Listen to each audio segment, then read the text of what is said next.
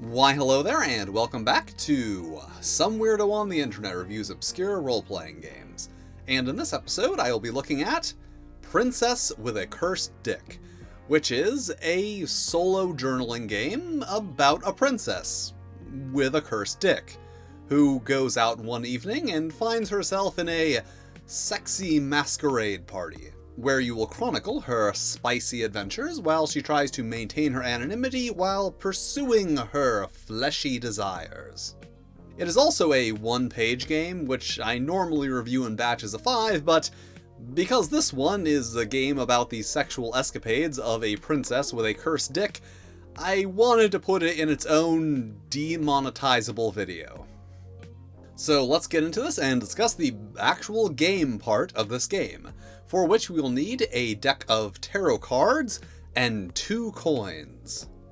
To determine who the princess encounters in this sexy escapade, we draw a card from the tarot deck, and let's just say we drew a 3 of swords. Then we would take a look at the, I guess we could call it a mini prompt list associated with the sword suit, and let's say she encounters an eager student. And then we are to take additional inspiration from the image on the card, and the image on a 3 of swords is a heart being penetrated by 3 swords. So we've got an eager student and triple penetration. Alright, I can't think of anything right now off the top of my head, but I think you get the idea of how it works. Now, there's also a system where when the princess needs to test her composure, you flip 1 or 2 coins, the result determining how much of her composure is retained or lost as she tries to keep both her true identity and her desires secret.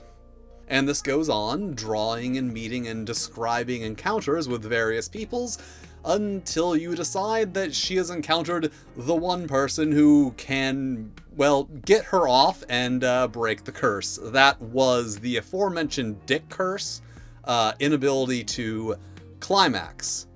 And that is pretty much the game, and the problem here is there's the system for generating encounters, there is a system for testing the princess's composure, and there is something of an end condition.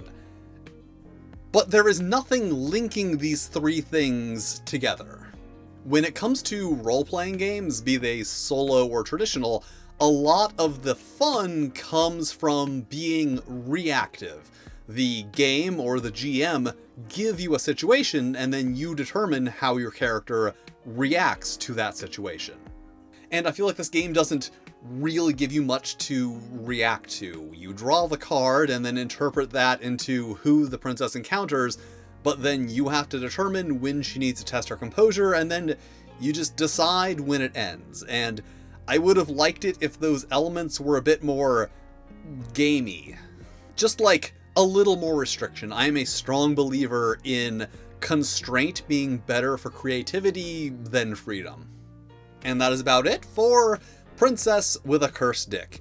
A game with a concept that I really like. I am very in favor of trying to expand the types of stories that we can tell with, well, any kind of media, but particularly with role-playing games, as we are talking about right here. And I am particularly in favor of using these kinds of games to explore sexual themes in a way that is not incredibly uncomfortable for everyone involved.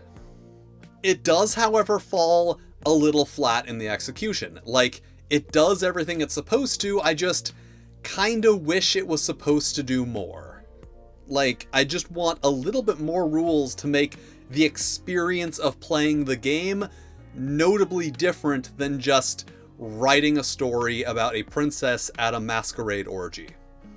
A thing that I'm sure we all do all the time. And it looks fine.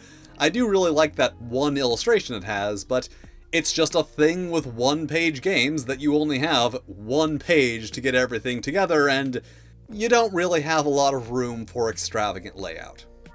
And that was Princess with a Cursed Dick.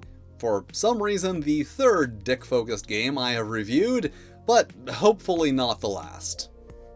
And thank you for watching, with extra special thanks to my Fightin' Flail Snails, Samuel Gorski, and Randy Mulholland. If you'd like to be cool like them, check out my Patreon, where you can get early access to videos and fun stuff that I make for the Patreon.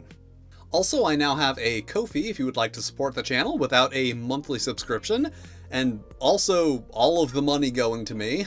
And, you know, just throwing this out here, the more support I get off of YouTube, the more likely I am to make more videos on unmonetizable content. Like Fatal. I don't want to review Fatal, but I don't know, I might.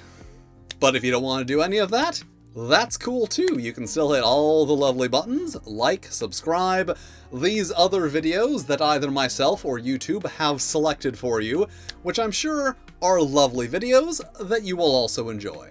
And I will see you next time.